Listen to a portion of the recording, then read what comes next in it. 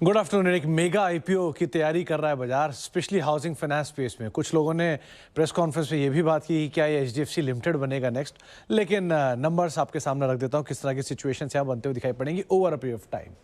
सबसे पहले कुछ आंकड़े। पहले आईपीओ से रिलेटेड, ये आईपीओ 9 सितंबर को खुलेगा, 11 सितंबर को बंद होगा।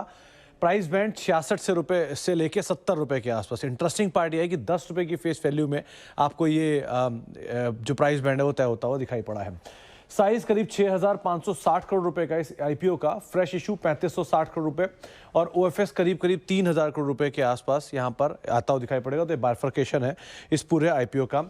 इम्प्लाइड मार्केट कैप अपर प्राइस बैंड पे करीब 58,297 करोड़ रुपए के आसपास और लोअर एंड पे करीब 54,900 करोड़ या मोटा मोटा के लिए 55,000 करोड़ रुपए के आसपास ये मार्केट कैप बैठेगी।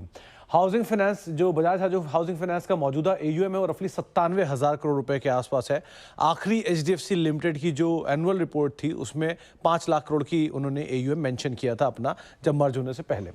इसके अलावा भी ब्रेकअप है। 57.5% के आसपास का होम लोन कारोबार से इनको आय आती है। लीज रेंटल कारोबार से 19.5% के आसपास, डेवलपर फाइनेंसिंग से करीब 11% के आसपास और लोन अगेंस्ट प्रॉपर्टी से रफली 10% के आसपास के रेवेन्यूज इनको आते हुए दिखाई पड़ते हैं। लेकिन एक अच्छी ग्रोथ इनके हाउसिंग फाइनेंस कारोबार के एयूएम में देखिए पिछले 4 साल में। FY22 में करीब 53,000 करोड़ रुपए के आसपास ये नंबर था। FY23 तक आते आते 70,000 करोड़। FY24 में रफली 92,000 करोड़ रुपए के आसपास नंबर और पहली तिमाही जो FY25 की है उसमें 97,000 करोड़ रुपए के आसपास का एयूएम है। नेट इंटरेस्ट मार्जिन वाइज ये कंपनी स्टैक्ड अप है, बाकी प्लेयर से कंपैरिजन थोड़े बेटर साइड पर। बजाज हाउसिंग करीब 4% के आसपास के एनआईएम, LIC हाउसिंग 3% के आसपास के एनआईएम, PNB हाउसिंग 4% के आसपास के एनआईएम, कैनफिन होम्स 3.5% के एनआईएम। हालांकि एप्टस वैल्यू के एनआईएम ज्यादा है, शायद इसीलिए इसका वैल्यूएशन भी कहीं ज्यादा है, इसलिए बाजार भी इसको बहुत ज्यादा प्रीमियम वैल्यूएशन पर रख रहा है। Bajaj finance gross NPA net NPA सबसे कम। LIC हाउसिंग फाइनेंस 3-3.5% का ग्रॉस एनपीए, 1.5% के आसपास का नेट एनपीए। PNB हाउसिंग 1.5% के आसपास से ग्रॉस एनपीए, 1% के आसपास का नेट एनपीए। कैनफिन होम करीब 1% का ग्रॉस एनपीए और रफली 0.5% का नेट एनपीए। और एप्टस वैल्यू जहां पर हायर मार्जिन है तो ऑब्वियसली बात है हायर इनके एसेट क्वालिटी में भी थोड़ा सा एक ग्रॉस एनपीए और नेट एनपीए का नंबर बड़ा रहेगा। इनकी credit rating wise Bajaj housing AAA, LIC housing AAA, Canfin home AAA, PNB housing AA+, Aadhaar housing AA और एप्टस वैल्यू AA-। यहाँ पर एक और नंबर में बजाज हाउसिंग फाइनेंस आपने देखा। और अब प्राइस टू बुक वैल्यू जो सबसे इंपॉर्टेंट वैल्यूएशन की समरी है। Bajaj housing finance 3.19 price to book के नंबर पर भी कामकाज कर रहा है। LIC हाउसिंग फाइनेंस करीब 2.25, PNB हाउसिंग फाइनेंस करीब 1.5 और कैनफिन होम रफली 2.5 के आसपास, एप्टस वैल्यू रफली 4.5 के आसपास। शायद इसीलिए LIC और हाउसिंग फाइनेंस में हाल फिलहाल में एक वैल्यू कैचअप है, क्योंकि बजाज फाइनेंस का एक नंबर भी आता हुआ दिखाई पड़ रहा है। तो ओवरऑल इस तरह की फाइनेंशियल नंबर से सिचुएशन है। गोइंग फॉरवर्ड देखते हैं किस तरह का रिस्पॉन्स आता हुआ दिखाई पड़ता है। बहुत बढ़िया। तो ये बड़ा interesting IPO Bajaj housing finance का जो मंडे को खुलने जा रहा है। और उससे पहले आपने देखा होगा कई सारी housing finance companies, but obvious है सेक्टर का एक इंटरेस्टिंग प्लेयर जब लिस्ट होने आ रहा है तो सब में हरकत आती हुई, और वो है कैसी स्टैक्ड अप नजर आती है, आउटलुक कैसा है और इसमें लिस्टेड स्पेस में क्या अट्रैक्टिव लगता है। शेर खान के राहुल मलानी साहब से रिक्वेस्ट करी थी जुड़िएगा और समझाइएगा। राहुल जुड़ चुके हैं। राहुल हाय, गुड आफ्टरनून। ये पहले ये जो आईपीओ आने वाला है उसकी पढ़ाई अभी तो बची होगी, अभी उसकी पढ़ाई नहीं करी होगी, है ना? अभी तो टाइम है उसमें, इस पॉकेट में या नहीं? Afternoon sir. सो ओवरऑल हम लोगों का HFC सेक्टर के लिए एक अच्छा समय है इन्वेस्ट करने के लिए, टैक्टिकली पोर्टफोलियो ऐड करने के लिए हमारा हाउस व्यू है, क्योंकि यहाँ पे अगर देखा जाए तो वैल्यूएशंस भी रीजनेबल है और ग्रोथ आउटलुक भी स्ट्रांग है। और रिलेटिवली आप अदर बैंक्स और NBFC डाइवर्सिफाइड NBFC को देखेंगे तो वो एक नियर टर्म हेडविंड से गुजर रहे हैं इन टर्म्स ऑफ मार्जिन हो या ग्रोथ हो या आप credit cost normalisation some of the segment में देखेंगे तो वहां से एक तरीके से थोड़ा बहुत डाइवर्जेंस है प्रॉफिटेबिलिटी में और प्रॉफिटेबिलिटी चैलेंज दिख रहा है और उसकी वजह से रिटर्न रेशियोज इम्पैक्टेड है, तो वहां पे एक री रेटिंग फैक्टर नहीं है। बट अगर आप कंपैरिजन में HFCs को देखेंगे तो यहाँ पे स्मॉलर HFCs और मिड साइज स्मॉलर HFCs 25 से 35% के स्लैब में ग्रो कर रहे हैं। उनका ग्रोथ आउटलुक इंटैक्ट है विद स्टेबल एसेट क्वालिटी।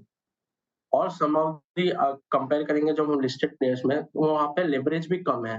तो जैसे-जैसे ग्रोथ पिकअप होगा तो एक इम्प्रूविंग ROE प्रोफाइल जो है वो एक प्लस हायर ग्रोथ एक की आउट परफॉर्मेंस लाएगा स्टॉक परफॉर्मेंस में। Rahul, good afternoon. अभी जो लिस्टेड पेयर्स हैं उनमें आपको सबसे ज़्यादा कौन सा पसंद है? एक लिस्ट आपके स्क्रीन पर थी सामने हमारे व्यूअर्स के। LIC हाउसिंग है, कैनफिन होम्स है, आधार, एप्टस, काफ़ी स्टॉक्स हैं, PNB हाउसिंग भी है। आपकी प्रेफर्ड पिक इनमें से कौन सी होगी? स्मॉल एचएफसीज में आधार हाउसिंग अच्छा लगता है।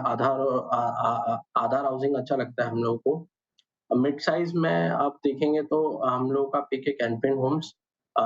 LIC हाउसिंग को हम लोग प्रेफर नहीं कर रहे हैं क्योंकि वो कंटिन्यूअसली मार्केट शेयर गेन कर रहा है। वो एक टेलविंड है तो और वैल्यूएशन का थोड़ा सपोर्ट है तो थोड़ा सा वो मोमेंटम दिखा रहा है। But overall medium term perspective से ये दोनों नेम कैनफिन और आधार हाउसिंग और इसमें आवास भी जोड़ लीजिए तो अच्छा करेंगे मीडियम टर्म। राहुल, ये आप लोग एप्टस वैल्यू ट्रैक करते हो क्या? इंडस्ट्री के मार्जिन 3%, 4%, ये एनआईएम्स क्लॉक करते हैं 12-13%। नहीं, हम लोग ऐसा कैसे कमाल कर दिया इन लोगों ने? एप्टस हम लोग के कवरेज में नहीं है। बट अगर आप ट्रेंड देखेंगे लास्ट 4-5 साल का ट्रेंड देखेंगे तो धीरे धीरे जो सारी एचएफसीज है उसमें आप देखेंगे तो जो नॉन सैलरीड होम लोन्स है प्लस अदर कंस्ट्रक्शन फाइनेंस है उसका प्रोपोर्शन धीरे धीरे बढ़ता जा रहा है और वो थोड़ा हाई यील्डिंग प्रोपोर्शन है। प्लस आप कॉस्ट ऑफ फंड्स की साइड भी देखेंगे तो जहां आरबीआई ने 250 बेसिस पॉइंट से रेपो रेट बढ़ाया था बट ओवरऑल एचएफसी का सेक्टर का आप कॉस्ट ऑफ बोरोइंग देखेंगे तो वो हार्डली 90 टू 120 बेसिस पॉइंट्स बढ़ा है क्योंकि उनको एनएचबी से लोअर कॉस्ट पे फंड्स मिलते हैं।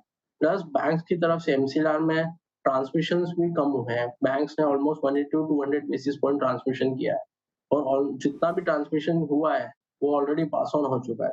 प्लस हाई यील्डिंग सेगमेंट जैसे नॉन सैलरी सेल्फ एम्प्लॉयड हुआ प्लस कंस्ट्रक्शन फाइनेंस हुआ ये निम्स को सपोर्ट कर रहा है। बेसिकली प्रोडक्ट मिक्स जो है वो डिफर करता है, इसीलिए इस तरह के बेहतरीन मार्जिन्स आपको नजर आ रहे हैं और इसीलिए शायद थोड़ा सा प्रीमियम भी स्ट्रीट में कमांड करती है कंपनी, जो सुमित ने अपने प्राइस टू बुक वगैरह सब दिखाए थे। खैर राहुल, बढ़िया, थैंक यू सो मच। अगर आप छोटी कंपनी जाना चाहते हैं हाउसिंग फाइनेंस तो प्रिफर्ड आइडिया है आधार हाउसिंग और मिड स्पेस में कैनफिन होम्स है शेर खान का प्रिफर्ड पिक। पर इनमें से कुछ स्टॉक्स पे क्विकली जरा 4 मिनट तो पिक था क्या LIC हाउसिंग? मैंने दिया था LIC या बिल्कुल।